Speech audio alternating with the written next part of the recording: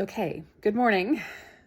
I am super nervous about sharing this video, but something Colby said to me has been resonating with me lately, and so I decided that I'm going to share this video. Now, the perfectionist in me doesn't like this at all because it's not perfect at all.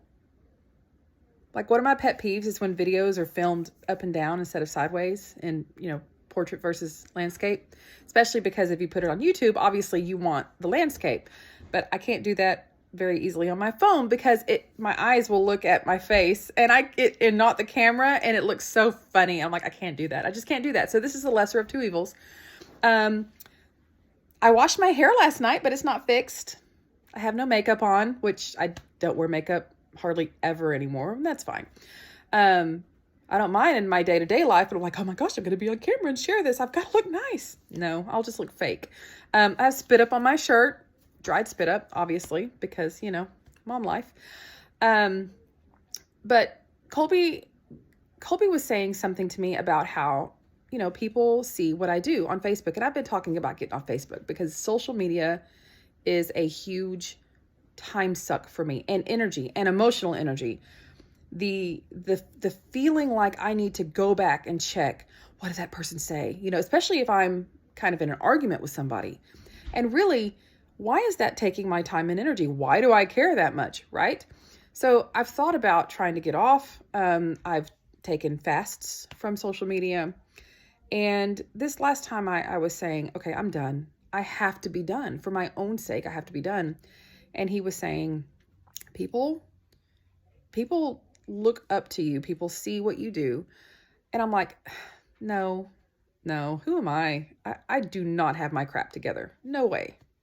No, nobody needs to look up at me and emulate me and, do what I'm doing because I'm failing at this miserably. And of course, I'm putting out my, bread video or posts and baking and cooking and roasts and food prep and, all of that stuff. And people like that. Okay, fine. It's instructive, whatever. And I don't really care. I've had people reach out to me. Hey, can I get your broth recipe? Yeah, sure. Absolutely. I'm happy to share. Can I get your bread recipe? Absolutely. I'm happy to share. But this is the truth. I don't have my crap together. And I have felt like a failure for 20 plus years. Even before I was married, I felt like a failure. And I've got such negative self-talk. And this has gone on since middle school, right? And if social media has done anything good, it has brought forward ideas that maybe you wouldn't have come into contact with organically in your life. And that's what has happened to me recently. And that's what I want to share with you. Probably around June of last year, which was 2023, as I was sucked into my mindless scrolling of Facebook reels, okay, I came across a video about ADHD by Dr. Barkley, I believe. Am I saying his name right? I hope I am. See, the perfectionist in me would go look that up and start this video over, but I'm not going to do that. And the video specifically talked about, this is the difference between ADHD in girls and boys and why girls are underdiagnosed. And then this is how it presents in adulthood for women. And I had to stop and I was like, oh my gosh, this is sounding like me. Back that up. Let me preface it with this. I have children with special needs with vaccine injury, and a specific child, I thought from the time he was about 3, could this be ADHD? And I thought, no, ADHD is so overdiagnosed, and they just put the kids on Ritalin, especially the boys. And this is a boy, and this is just him being a boy. He will outgrow this. But always in the back of my mind, that might be ADHD. But what did I say? Well, I do that, or I did that as a child, and I don't have ADHD, right? or autism too, with my autistic child. I'm not on the spectrum. I'm normal. I'm not neurodivergent.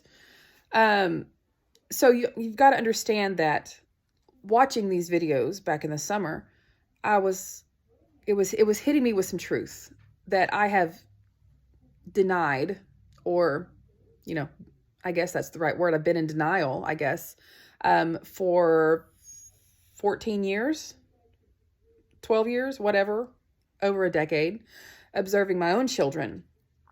And I guess on Facebook, when you watch one video of a certain content, the algorithm will put up more of those same types of videos, because you can scroll through and see 10 seconds of it and decide, I don't want to watch that, and go scroll through the next one. But when you complete a video, I guess there's an algorithm that shows that, oh, she likes these type of videos. Oh, give her some more. So that's what started coming up. Hang on. Coffee. Of course.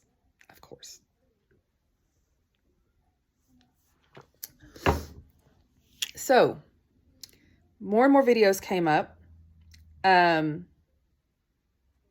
Also, another thing that happened before 2023 was several years ago. My son was in an online program, and his teacher, who has sadly passed away, may her memory be eternal, is the first one that said, I think he may have ADHD. Oh, pediatrician did too, long time ago. We didn't have the resources to do anything further about it, but she's kind of the first teacher, because we homeschool, but I had him in this online homeschool program. And she introduced me to Dr. Amen, and that was amazing. And that was kind of the first hint, because I took the quiz back then several years ago, that I might have ADHD, but I'm not so sure. I'd kind of dismissed it a bit, didn't think about it too much. But here's what started happening as I was watching these videos over the summer. I started realizing, I have this. Yes, I have this. Yes, I have this. Yes. But more and more people were starting to kind of post them as like moms, and this is how it manifests. And that's what I was noticing. I was still fighting it though. And I think the reason I'm fighting it, or I was because there culturally, there's some things that are happening right now that I don't like. I don't like this idea that it's especially prevalent amongst our youngest generation right now. What generation is this? Is it Z? Is it A, Alpha? Whatever this is, where they have to, hi, I'm a so-and-so, so-and-so, so-and-so, so-and-so, autistic, blah, blah, blah. I'm like, we don't need that, thanks. Do we have to identify with all of that? Or you see these videos of them just breaking down in public. I have ADHD, I can't handle this. And I'm like, okay, calm down. It doesn't have to manifest in that way, okay? Because, I have a child with autism, and here's the one major thing that I thought whenever he was diagnosed. Sigh of relief. Thank God. This wasn't in my head. He really is having a problem. Okay, now we know what it is. Let's go figure out how to help him. I've identified the problem. Now let's find a solution. And it took a long time to find a solution. But the solution was never, oh, I'm sorry, he has autism. He can't help it. Are there times when he can't help it? Oh, absolutely. But it was never excused. Okay, this behavior is permitted because of autism. The answer was, okay, this is a behavior that is not acceptable. How do we give him tools to self-regulate in this type of environment? And how about we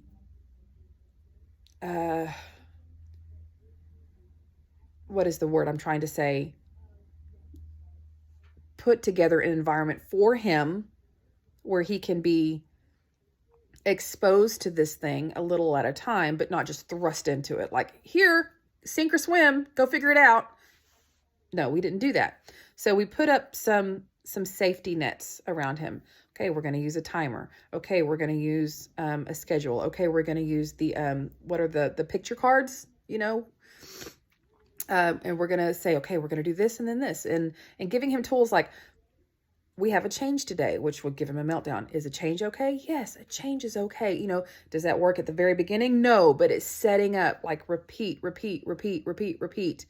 And eventually, now at 15, if we have a change in our schedule, does he have a meltdown? Oh, of course not. Because when he was young, we set him up with an environment that was a little more suited for him, that didn't have as much stimulant, that was super, super, super structured.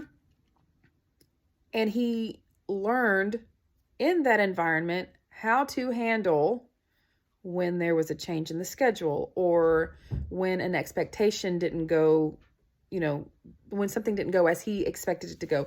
So that's what I'm thinking now with me. That's what's the point what I was making with society. That's what's lacking in society. Okay, you have it, great. You need tools to deal with it. You can't just say, oh, I'm this, and it's an excuse for bad behavior in society. Because I've seen some pretty bad behavior in society, on social media, on TikTok reels, whatever. And that's not what I want. I don't identify with that. I don't identify with this everybody needing a mental disorder, like they wear it proudly. It's weird. It's very weird.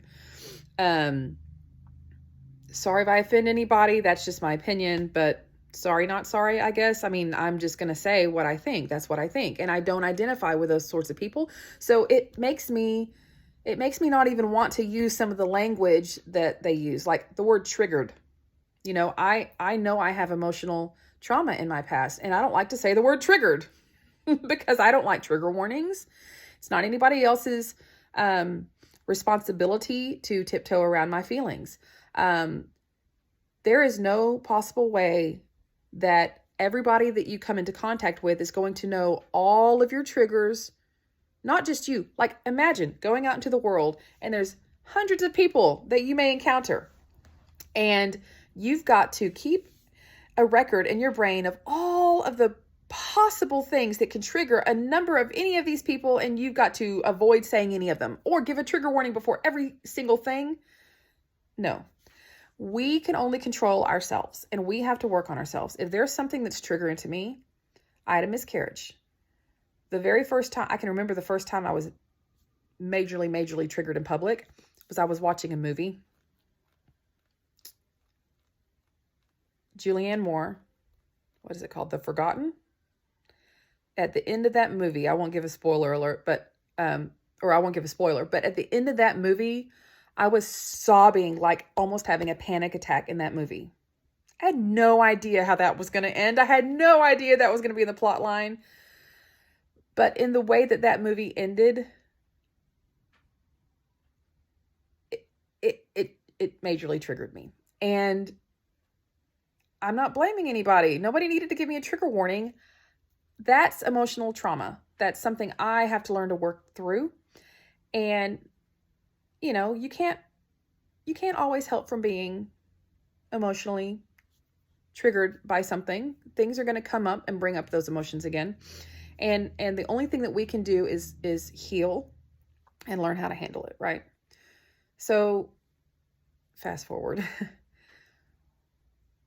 The video, I mean, I'm watching reels, right? Like, I'm watching them. The video that finally clicked for me about a week ago. This is now, what is it now? It is January. It's mid-January of 2024 now.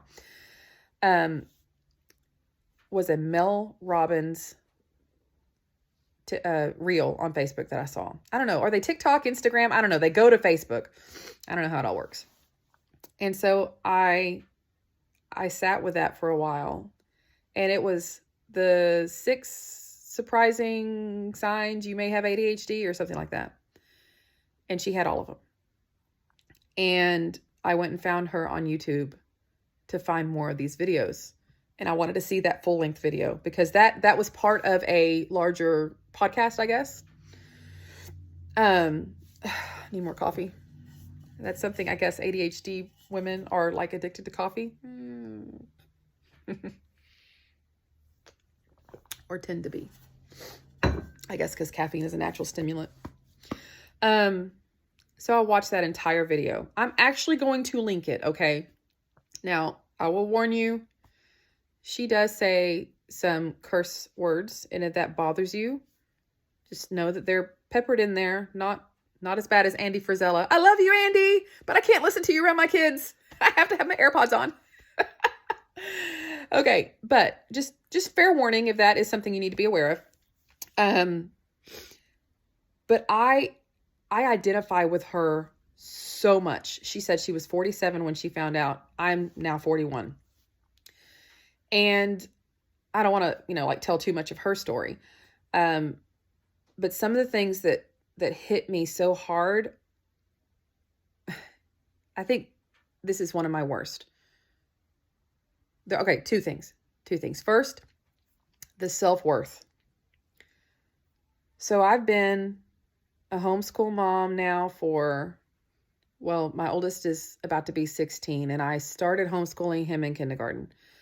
And I wanted to homeschool before I ever sent him to public school. And we did 2 years of public school pre-K because of his autism diagnosis. And he had the best teacher. I mean, by the grace of God, he had an awesome teacher. I love her.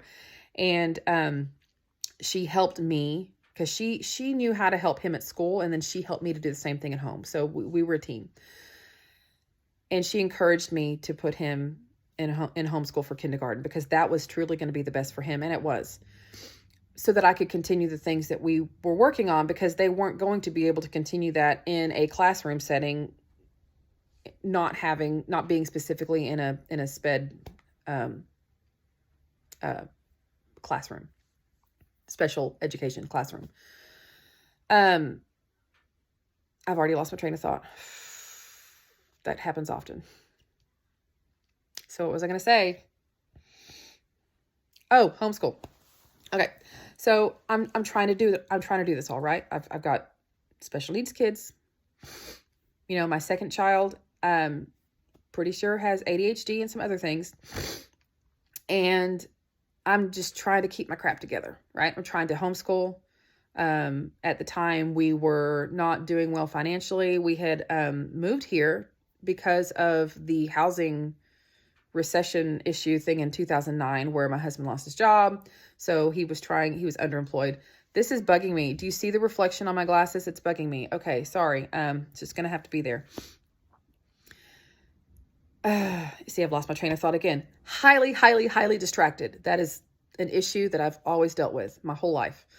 Get to the point, Becca. Get to the point. See, my perfectionism hates this part. I just want to start the video over, but I'm not gonna, because this is me. This is me every single day dealing with ADHD. I go off on rabbit trails like I am right now, and I can't get back to what I was originally talking about. And I go off on this rabbit trail because, oh, but wait, it's connected. You know that meme where you got the guy and he's like, look, and behind him is this big corkboard, and it's got all the papers and the pins in it, and they're all connected with strings. I'm like, yes, that is my brain. I'm on a rabbit trail. I'm telling you this, and then I'm going to tell you this, and then I'm going to tell you this, but hang on, wait, there's more. And it comes back around to the point that I'm trying to make, because they're all connected. But I lose people because I'm all over the place. Okay, so I said two things, right? Two things. The first one was, the self-worth. Okay, homeschooling, keeping a home, keeping a clean house. Okay, I can't do any of it. And I keep having more and more kids. And we love kids. We wanted a large family. But the more kids I have, the less I can handle it. So my house is a wreck. Okay, true to every ADHD cliche, my storage is full in my cell phone because I have a million pictures on there. So I couldn't continue my video. So here we are. Oh, and now it's the right way because I'm doing it from my computer. I should have started this way. But again, I'm going to resist the urge to start over, and I'm just going to pick up from where I was. Now, where was I? Golly, I hate this part of my life. I hate my brain. I hate it. I will be staring at the refrigerator, and I will tell my child, you need to put the milk in the, and I'm pointing at it, the dishwasher. Like, I literally cannot bring the word to my mouth.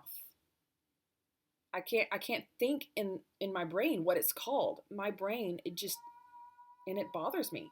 My memory is horrible. Okay. Self-worth is what I'm talking about here.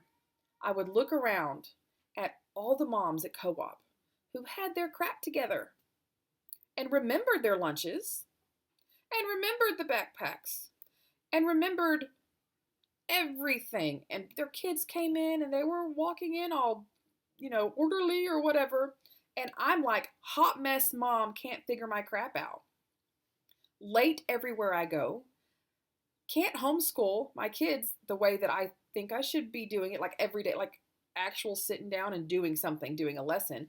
Things get, thrown to the back burner because I've got a million other things that I'm dealing with.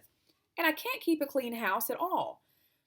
And I will literally work all day long and nothing gets done because I go to this thing. I'm like, oh, well, this needs to, okay, what is it? I'm in the kitchen and I'm trying to, clean up, and there's like all these dirty dish rags that the kids have left there. I'm like, oh, I got to go put these in the laundry. And I go in the laundry and I see something there that needs to be done. Oh, this laundry should be going because obviously I'm wasting time if I don't have this running at the same time as I'm doing other tasks in my house, right? So then I'll start the laundry.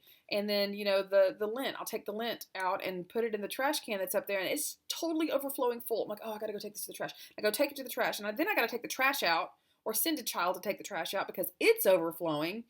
And then something else happens and something else happens, and I never get back to the task that I was doing, or maybe I do, but the point I'm making is that I flit around from this thing to this thing to this thing to this thing because I'm highly distractible, and I will be working my tail off all day long, super overstimulated, right? Lots of overstimulation in my life, and it's never done.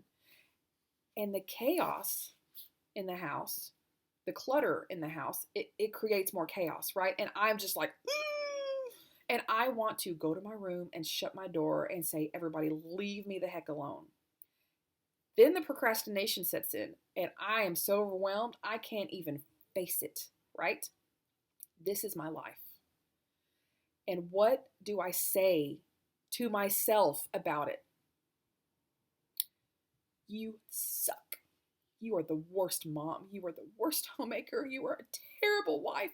Your husband is out there working for you, and he deserves to come home to a clean house and supper ready. Not having supper at 8:30 or 9 o'clock at night because you still haven't figured out what to cook. I'm sorry, I'm trying not to cry. And if I can get my mind to kind of detach a bit, I can say it very unpassionately. But then it sounds like I'm fake because I'm not really feeling it. But trust me, I'm feeling it. But I don't want to feel it so much that I'm just bawling on a video. So that's just a tidbit. That's just a snippet, right? Like, I've ruined my children. I haven't created good habits in them from childhood, so now they're teenagers and they can't even pick up the house, and how are they gonna, survive, and da-da-da-da-da, all of these things. And I've made it so much harder for myself to teach habits. I'm a Charlotte Mason classical homeschooler, right? We know how habits are important. And I haven't done a good job of establishing those habits in early childhood when I should have. Now we're having to undo bad habits and replace them with better habits, and that is way harder, way, way, way harder than teaching good habits in the beginning. So the negative self-talk, that's my life. I'm not as good. I'm not good enough. I'm not as good as her. Here's a mom with 8 kids. I have 7, or at the time, 4 or 5 or however long, whichever season of my life I was in. Why can't I do that? Here's my good friend with 7 kids who gave me this book, and it was managers of their home, right? And managers of their chores, and it's chore charts and how to schedule the homeschooling and the chores and everything else in there. And I can't do it. Well, classically, historically, ADHD women, it doesn't matter what system you're trying to use because they don't work. You're trying to do the checklist, you're trying to do the chore chart, you're trying to do whatever. What do? Oh, it has to be perfect. And when it's not perfect, it gets thrown out. Or when I stop following it after a week, I'm like, oh, I can't do this. Instead of just picking up at the next day or even the next task or whatever and saying, oh, okay, I got off track, let's get back on. My brain doesn't do that. I just give up. I'm done. I'm overwhelmed. Oh, stop, just stop. And then I'm paralyzed with procrastination. This is the story of my life. The second thing is the Mel Robbins' video that I will link. She talks about the internal orchestra. And this is the part that affects my social life too. The internal orchestra. Imagine you hear everybody warming up, you hear the strings getting in tune, all the horns, everybody else. And you have a conductor in your head that says, horns, shh, you need to go down. I need to hear these strings right now. Violins, come up. And we're focused on you. Let's do this. My internal orchestra can't do that. Two things. Cannot hush one part of my brain and bring up another part to focus. And so when I'm speaking to people one-on-one, let's say I run into you at the grocery store. I see you at coffee hour at church, whatever. Oh, let's talk about coffee hour at church. It's noisy. It's chaotic. There's a bunch of people in a small room and everybody's talking and having conversations. So I'm looking at somebody one-on-one, right? Trying to focus on their eyes, make eye contact, which socially eye contact means, hey, I'm paying attention to you. And I can hear the conversation going on over here, conversation going on over here. I'm constantly scanning the room for my children. Are they running? Where are they? Are they filling up their plates like with so much food that they're going to throw it all away and be wasteful and not leave enough food for other people? All of those things happening where I've got a person this far from my face and I can't even hear what they're saying. Well, I take that back. I hear them. The noise is there. But I'm hearing their conversation and their conversation and their conversation and all the other din of noise happening. And I can't quiet anything and bring them up and focus on them. And I pretty much don't know what they're saying to me. And then it's my turn to talk. And I can barely form a sentence. I sound freaking drunk because I can't even bring the words, I can't even form them in a sentence in my brain to then bring them out to my mouth because there's so much noise going on that I can't filter out. And this has been happening at least since high school that I can remember specifically. Majorly started being a problem in college.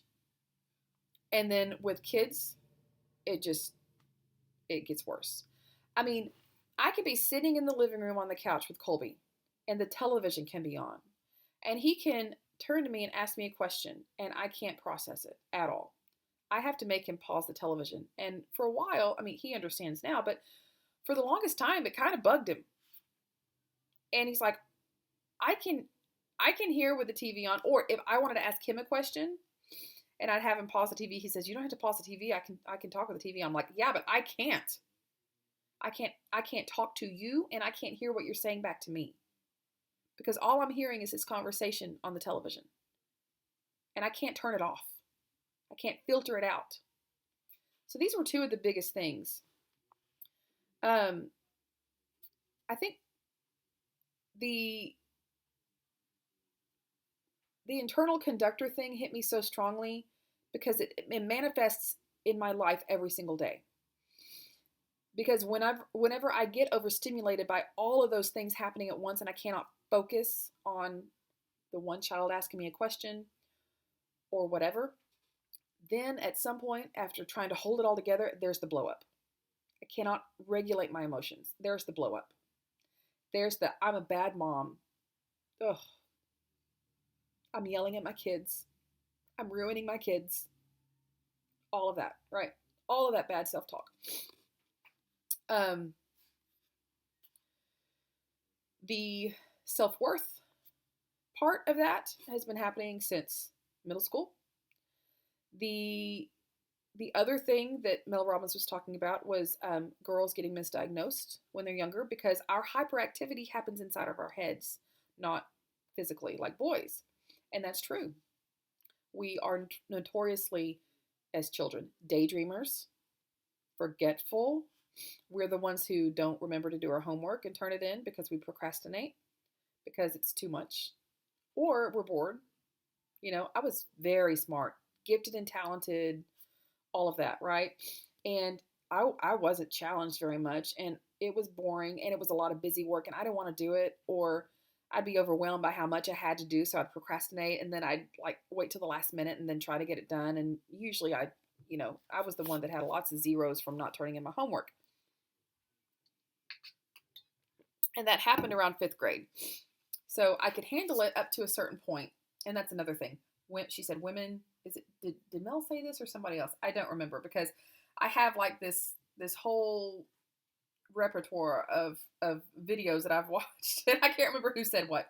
But one of the things was, we can usually handle it until a certain point, and it's typically around college where we get really, really bad. We've kind of lost that safety net of high school, and we're out on our own, having to manage it by ourselves, having to keep up with our own schoolwork and the different classes, and there's nobody coddling you. Then you get married and you have kids, and then it just gets worse and worse and worse, and you've never been diagnosed, nor have you been given the tools to handle this, and so you just start drowning, which often will result in women with these negative the negative self-talk, doing self-harm, suicidal ideation, and eating disorders and things of that nature. Now, thank God, those are 3 things I never had, by the grace of God.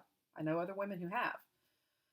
Those aren't things I ever dealt with, but everything else, yeah, pretty much everything else. And the self-worth is one of the biggest ones. And that really started manifesting for me in middle school. And I was diagnosed with clinical depression in middle school. And that's one of the things that I heard. I think Mel Robbins did say that many girls in their teenage years or early 20s, and I was a teenager, I was about 13 or 14 at that time, I believe, will get diagnosed with either anxiety or depression when it's really ADHD. And I'm looking back on my life, listening to these videos, and I'm like, oh my gosh, I can see it clear as day now, and I kind of mourn that I didn't have the tools I needed back then. And I don't blame my parents at all, because, who was supposed to know? The medical community didn't know. I think they only studied boys when they were studying ADHD, and it didn't look girls didn't look like they were hyperactive. So it was hard to diagnose, or they didn't diagnose, or whatever, but my parents didn't know. So yeah, no fault on them. But then that negative talk, why am I not good enough? Why can't I do this like they do it? Like I see all these other people that can, turn in their homework and that can, remember to do things. And then socially, it's unacceptable behavior because, oh, we can't rely on Rebecca. She'll never get here on time. Oh, she won't do her part of the project. Can't rely on Rebecca. And then that makes it worse, right? Because I'm thinking all these horrible things about myself because I'm not a reliable person. I'm not trustworthy. People don't look to me to be reliable and trustworthy. And that, again, makes my self-worth go down even more. Ugh, it's just a vicious cycle. So anyway, why am I saying all this? I don't know. Why? That Mel Robbins video opened up a lot of things for me. And I want to share it with people because it has helped me. Now, I haven't gone and gotten a diagnosis. I did go take the quiz on Dr. Amen's website, and he does give some ideas for, these are some things. These are 5 things that you can do if you have ADHD, or 5 things not to do if you have ADHD. And here are some natural ways that you can help: exercise, having a good supplement with omegas, but not just DHA. You really need EPA. Okay, yeah, I've got a supplement that has that. Okay, here's another supplement that can help. You are, I'm going to get it wrong, so don't listen to me, but something like you're low in dopamine and you're high in something else, serotonin. I don't remember. I have to go back and look. But those are things like, okay, well, how do I do that, right? And these are things that give you dopamine. And oh, here's some other tendencies for you. You're looking for a quick dopamine hit, so you are going to be an overspender. You're going to be more addictive to behaviors like spending, compulsive shopping, alcohol, sugar, social media scrolling, anything to give your brain a quick dopamine hit. I'm like, all of that for me. So part of this is, okay, here we are. It's all laid out on the line now. It's all on the table. So I've spent the better part of pretty much since last summer, I've been kind of paying attention, and it's all kind of come full circle, and within the past week or so where I really realized what's happening with me. And so some of the things I've been doing, I mean, I'm still having these things happen, right? I'm speaking to myself out loud, and I'm talking it through with Colby. I'm saying, okay, right now in this moment, I am very overstimulated. He's talking, he's talking, he's talking. There's music in the background, and somebody's got the television on. I can't focus. And I need to do X, Y, Z, and I need to find a way to focus, right? Like I'm speaking it out loud. I'm talking through it. And I'm trying to calm myself, and I'm communicating with my family. Okay, hang on. I can't have everybody talking at once. Where used to, it would just be a blow up, right? Because I'm like, stop talking! Everybody hush. I cannot focus. Like I was angry. And I'm angry because I can't focus. And I'm angry at myself because I should focus, right? Like, can y'all hear that ding when I get a notification? I don't know if you can. Sorry, it's bothering me. Maybe I don't know if I should mute it because does it mute my microphone also? I don't know. I'll just leave it alone. Okay. So,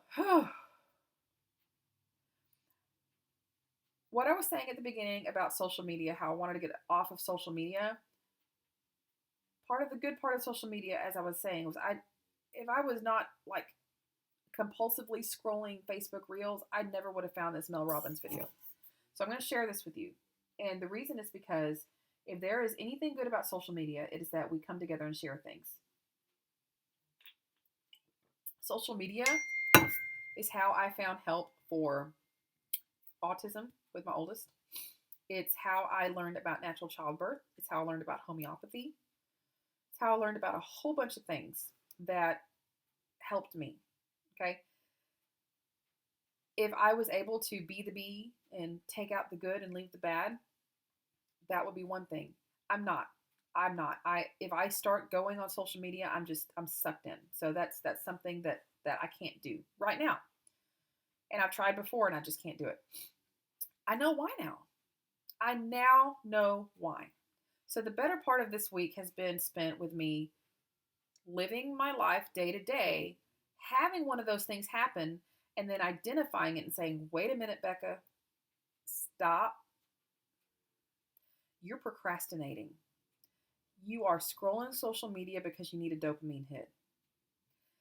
You can get a dopamine hit if you go in there and finish decluttering the kitchen right now. Take one cabinet. Do one cabinet. And I did that. And then I saw success and I had the dopamine hit and then I started on another one.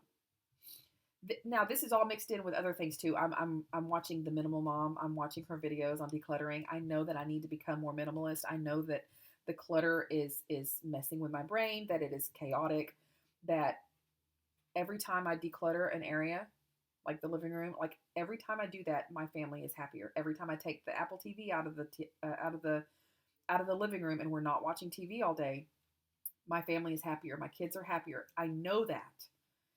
But then I fall back on old habits. So I'm watching The Minimal Mom. Dawn is her name. She's really good. And I'm working on decluttering. I'm working on setting up some systems and labeling because I know where things go, but they don't. But if I label it, they know where it goes also. So I actually bought a labeler. So I'm working on that. And it's a lot of things at one time, which is hard for my brain. But because I know what's happening, because I am now recognizing when I'm getting overwhelmed or I'm recognizing when I'm going to like go for a stimulant, something like I'm going to go take social media or whatever. I'm able to stop myself and say, okay, hang on, Becca, this is what's happening right now.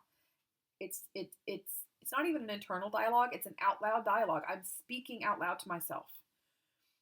Stop. Focus. This is what needs to be done right now. Set a timer. Get this thing done. Homeschool. I've done homeschool the past 2 days. Used to, I would go weeks without doing anything. Don't make the state come for me, okay? Just don't. Don't even go there, okay? But that's what I thought. I'm a terrible mom.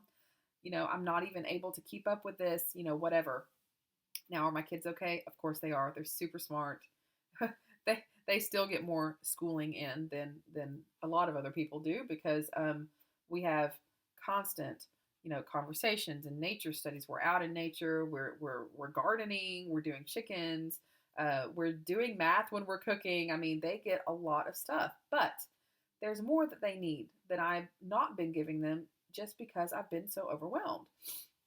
And I was doing that this week, and I was so proud of myself. I got everybody except for one kid homeschooled yesterday, and it doesn't take every single day, by the way. He's going to be doing the bulk of his today and Thursday. He still needs to do things every day, but the bulk of the lessons can be done, in 2 days a week, 3 days a week, and smaller chunks can be done on a daily basis. And that's fine because his load is not that much right now. And homeschooling looks different for everybody. And I'm not even going to go there. Okay. Not even going to go there. I'm just saying I felt inadequate. So homeschooling is getting checked off now. My vitamins are getting checked off now. My working out is getting checked off now. I want to share with you that being aware that I have ADHD has already changed my life because I know that I'm not a failure. I know that my brain is different. I know that I'm struggling with certain things. And now that I know what they are and they have a name, now that the monster has a name, now I can fight the monster. That's how I feel. So that's been a huge improvement in only about a week. Why do I have ADHD? I don't know. They say it's genetic. I also think that it's vaccine injury. I am vaccine injured. I know that. I know what the flu shot did to me. I know what the meningitis shot did to me. I know that my siblings and I had reactions after our childhood shots. I was born in 1982. In 1986, the National Vaccine Injury law went into effect, and then by the 90s, vaccines tripled the amount that we give to kids. So, are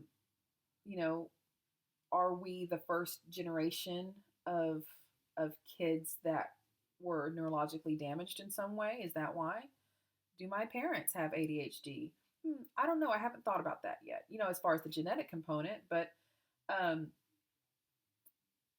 they were born in the late 50s, and in the 60s, we started with, the measles shots and the polio and everything else. So does that have an effect on things? I don't know. Yeah, it's just something I'm thinking about. I'm not making any statements of fact right now, but,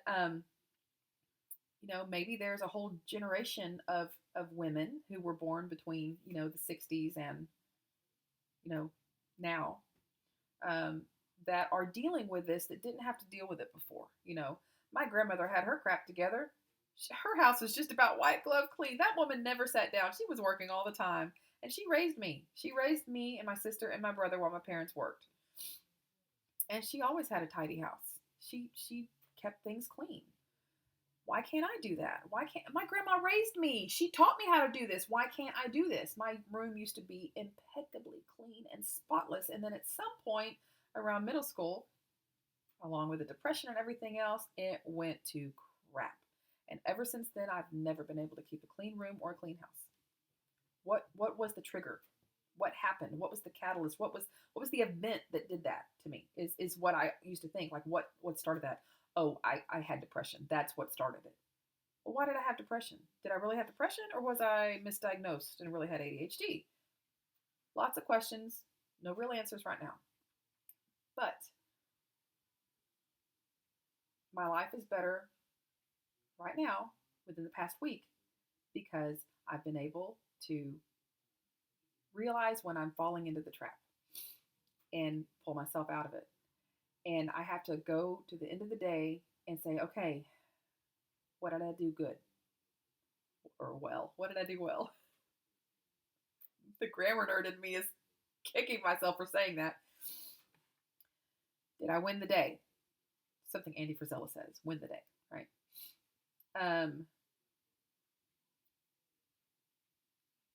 Colby came home the other day and I thought that I did a terrible job.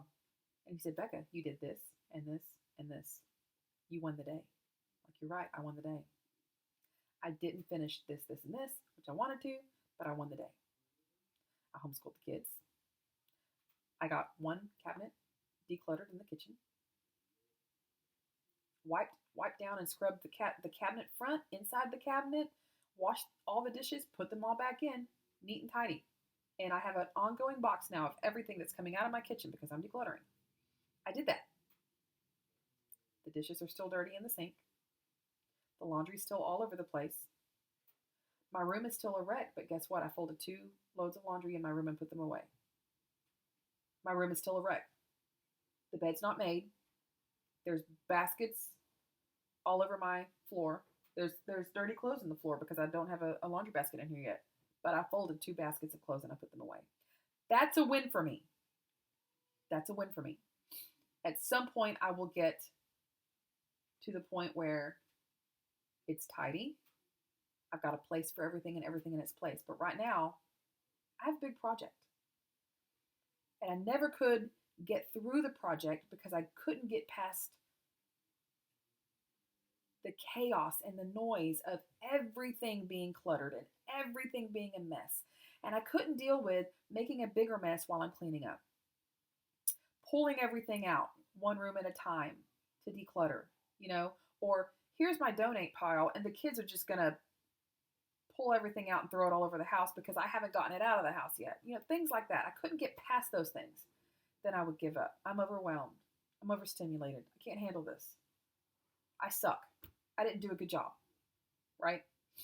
So this video is incredibly long, and I'm so sorry that it's long. I don't even know if a single person will watch it, or especially watch it to the end. But what I will say to you is, if this is you, if these are the things you're struggling with, especially women, moms, if this is you, see what you can do to find out, even if it's just a self-diagnosis with a quiz. Could you have ADHD? Is that the reason that you're struggling? And then know that if that's the truth, that it's not your fault, that you're not a failure, that you're not a bad mom, that you're not a bad wife, that you're not a bad homemaker, or maybe you have a job outside the home, but you still have to take care of the home, right? This is your brain and it's different, and that's okay. Because the best thing that's happened to me so far is knowing that it's not me. That it's not me being lazy. That it's not me being a failure. That it's not me being bad at anything. Mom, homeschooler, gardener, let my garden go because I can't, remember to water it, weed it, whatever. That I've got to find tools that are going to help me to succeed. And finding those tools so far has helped me to succeed this week. Now, I've got a long way to go.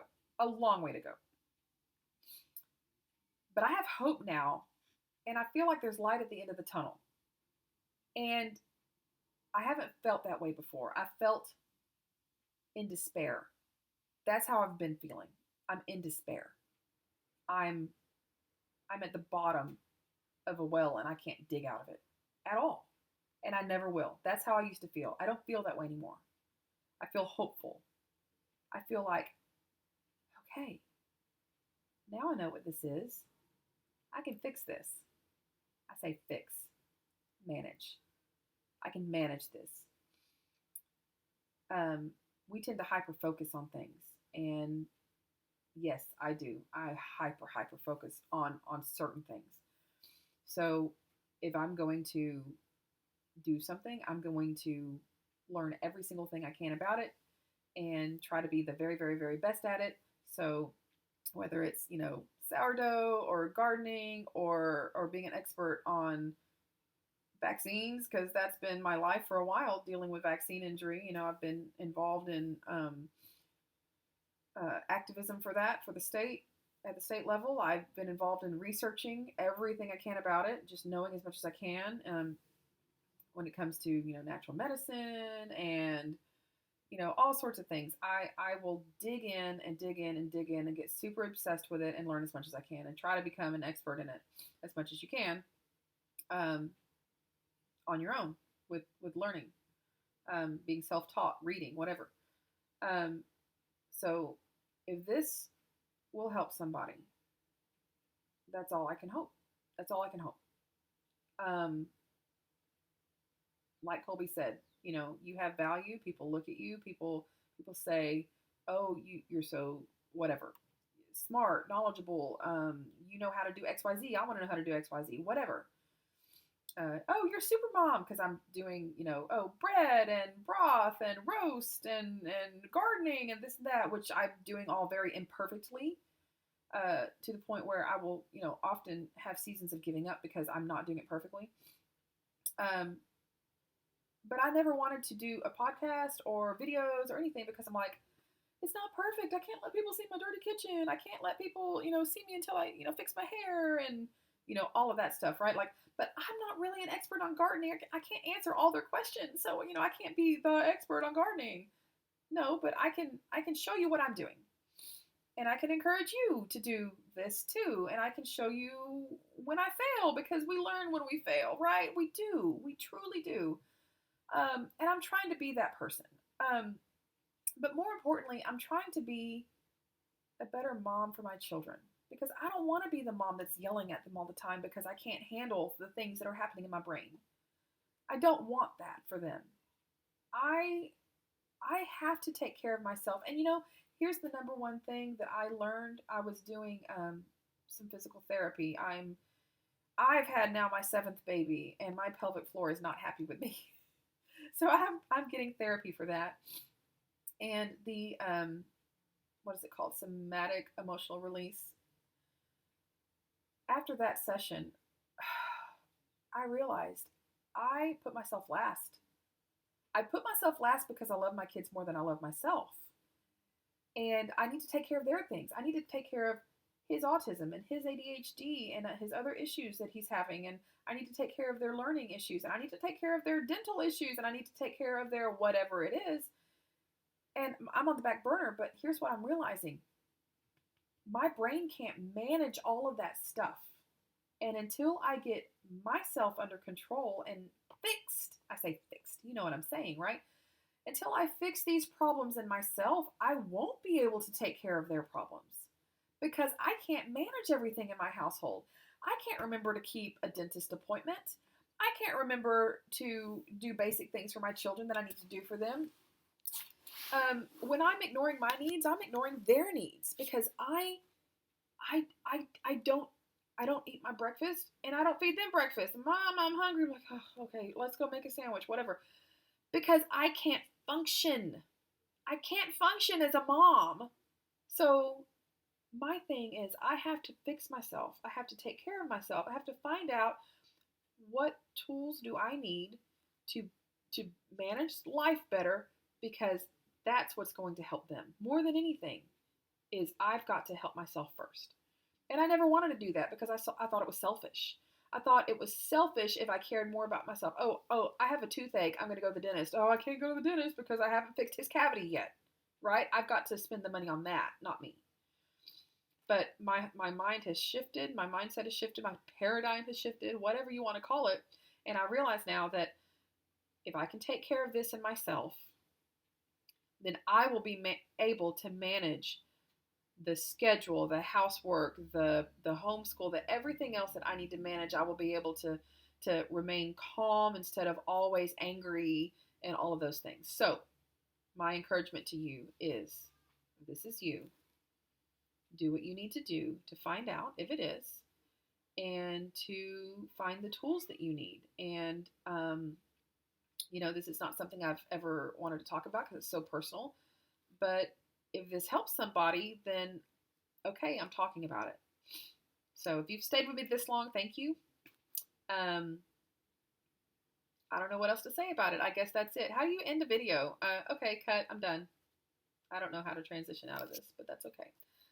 I am finished. So God bless. Godspeed. I hope that this is helpful. And if you want to ask me questions, ask me questions. You can always text me. Now I may not get back to you right away because I am putting boundaries on my phone and social media and all that. But I am trying to do better.